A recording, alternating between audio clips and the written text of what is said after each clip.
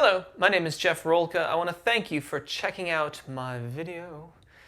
Questions from comments has quickly become one of my favorite segments that I do here on the YouTube channel, and today is no exception. I've got a really cool question I think is applicable across the board. It's certainly something that has come across my personal plate in my singing in the past, in both good and bad ways. So I want to share my thoughts on this. I'm not really going to talk, actually I'm going to talk throughout this whole video because I'm going to answer these questions. So thank you if you've chosen to subscribe. If you haven't yet, I hope you'll do so now. There are lots of ways you can support my channel, including Patreon. All that's in the description. Patreon members get MP3s taken from these videos, as well as the PDF guides that give you a rough guide of the scales and the ranges that everything's in. So I have to say, in getting started with this question, I'm going to read it down, and I'm going to go in sections and try not to interject too much in my reading of it. But I have to say, this question's really well written. It more or less answers itself, if you ask me. Hi, Jeff. I've used your videos for a few years, and in the past couple of months, I've focused on learning to control my secondo passaggio and head voice. Thanks to your exercises and to consistent work, I have now gained admission to train in classical singing at my small local conservatoire. Hi from France, by the way. But getting my voice ready to sing takes me forever. Between face massages, yoga, lip trills, full range warm-up, and other exercises, to sound good, I need to plan about 1 hour 30 minutes split throughout the day. But I have a full-time job and don't know if I can maintain that constantly. Does it just get easier once you reach a certain level? And is there any way to speed up the process? Or find out which specific exercises are actually helpful on a day-to-day basis to keep progressing? Thank you in advance. Lots of really good questions in here, and in some respects, I feel as if the questions are so well worded that they've basically answered themselves. But let's get back into this and pull it apart a little bit. From the first paragraph, thank you for watching and thank you for using the videos. And I am glad that they have served you so well.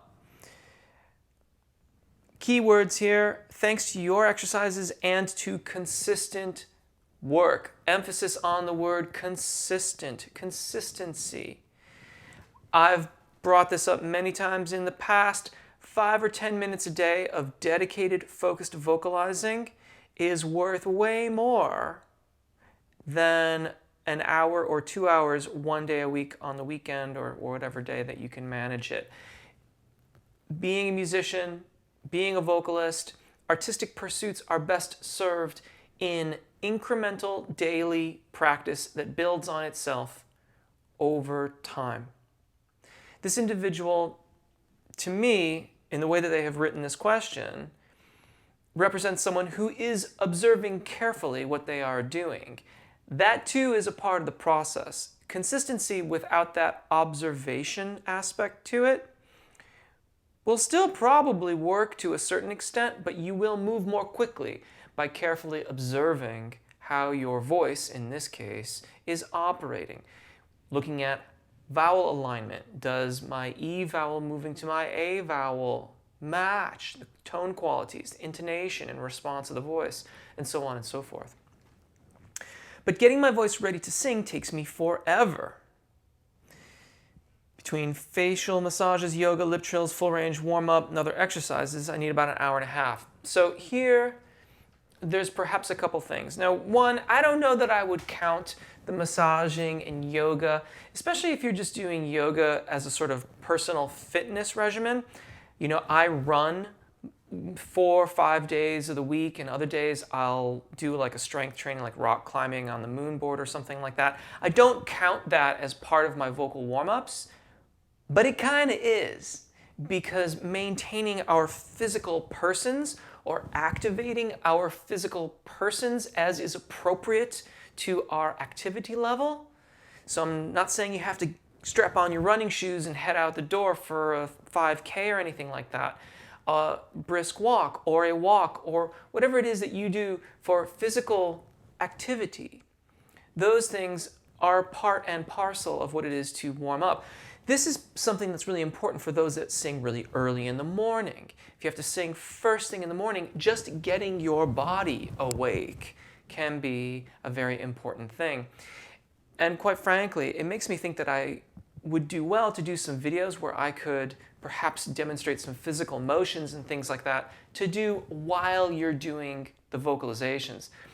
It's easier to do when there's someone else in the room and they can do the physical motions along with the exercise. I'm always sat here behind the piano. But moving your physical person is a part of warming up your voice. Facial massages, lip trills are a legit part of your vocalizations. I would count those as part of the vocalization. Depending on where you are at with your voice, I would allocate more or less time to them. So if you are still developing consistency across your secondo passaggio, then perhaps a little additional lip trilling is well and good to make sure that you're maintaining and developing that transition.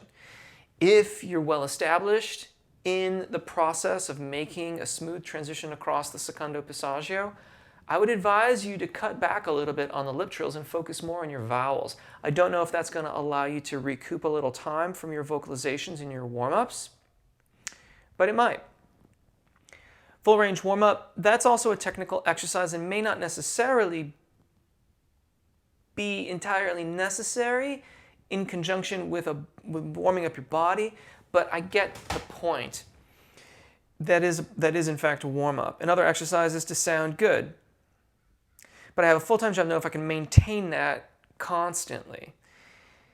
Here, consider that you might not need to warm up all the way every day. Just do that when you have to perform or audition or you're going to class or something like that.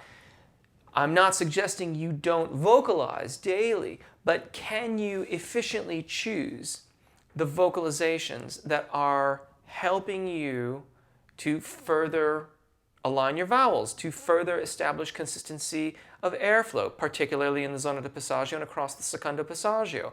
Vocalizations that are answering the questions presented in your repertoire. In other words, if there is a difficult section in your repertoire, are your vocalizations serving those needs? That may help you reclaim quite a lot of time from your warm-up process. Does it get easier once you reach a certain level? Maybe. I don't know that it takes me any less time to be really prepared to perform than it ever has. However, when I am performing, I'm usually doing a lot of performances, and I'm specifically thinking about working in the studio. When I am in periods of doing many recordings, I am recording very frequently, if not daily, then certainly several times a week. This has the effect of putting a lot of vocalizations and part work, in other words, working out the parts of tunes and making sure that I've got them well in hand so that when I am recording, it doesn't take 1,000 takes. When I'm in that process, I'm singing an awful lot. Consequently, from day to day to day, I mostly wake up not really needing to warm up much at all just because I'm singing that much. I'm also very conscious of the things that make it so that I have to realign my voice. So in other words, making this video is kind of hard on my voice. And if I had to record something immediately following it, I would need to vocalize for a little while to realign my senses, to realign the usage of my voice and balance out the flow of air versus the amount of vocal fold engagement that I'm using. Generally speaking, in speaking this way, though I am certainly trying to stay engaged and use my voice in as efficient and constructive way as I can, this mode of using one's voice is more vocal fold heavy than singing is. I am not moving quite as much air over the vocal fold as I might given the same range that I am singing in. So if I were going to record, I would then, or sing or perform or whatever, I would then allow some time for vocalizations to make sure that I was realigned. Find out which specific exercises are actually helpful on a day-to-day basis. That is an excellent thought or observation. And that is where recording yourself, not every day, but maybe once a fortnight or something to that effect, and then reviewing the recording a few days later to see how your vocalizations are sounding. Are your vowels aligning? Are they aligning and doing appropriate modifications in the zona de passaggio?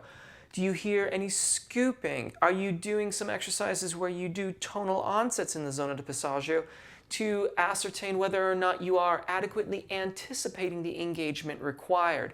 All of those things will give you glimpses into the technical practices that will allow you to expedite your overall warm-up process. Because if you hear, for example, you're not adequately anticipating the required subglottic airflow for notes in the zona de passaggio or above the secondo passaggio, addressing that directly in your vocalizations not only is going to be a great practice to really fine-tune the beginnings of your phrases, but it means that you will be training yourself to find the most efficient use of your voice for that area. And that will then mean that as that becomes a habit, you will go to that, and that will mean less warm-up time trying to find it. Having familiarity with the physical experience that requires of you, then being able to remember it and come back to it and practice it so that it's habit will make it so that you will go there habitually, and that will mean less time warming up. Oftentimes, and I'm speaking from my own personal experience on this one, when I have required more warm-up, it is because I am not adequately anticipating the level of physical activity required to effectively sing. And this is particularly appropriate to the zona de passaggio and above. If I'm having problems, it is almost always related to that relationship of vocal fold engagement versus the subglottic air pressure or airflow, if you prefer to think of it that way. And anticipating it is key. Tonal onset exercises that start in those registers are challenging, but they are extremely revelatory when it comes towards learning about the physical engagement required. Thank you in advance. You're welcome. I think that's it. I hope this answers your question. Beautifully worded question, beautiful question. I love questions. I love doing these videos, so thank you so much for taking the time to write that in the comments. If you have any other questions that are kind of part of this, please drop them in the comments and I will get back to them as soon as I can. You can also find me on Twitter. Thanks so much for watching. Take really good care of your voices. Enjoy singing, and hopefully we'll see you again. Bye.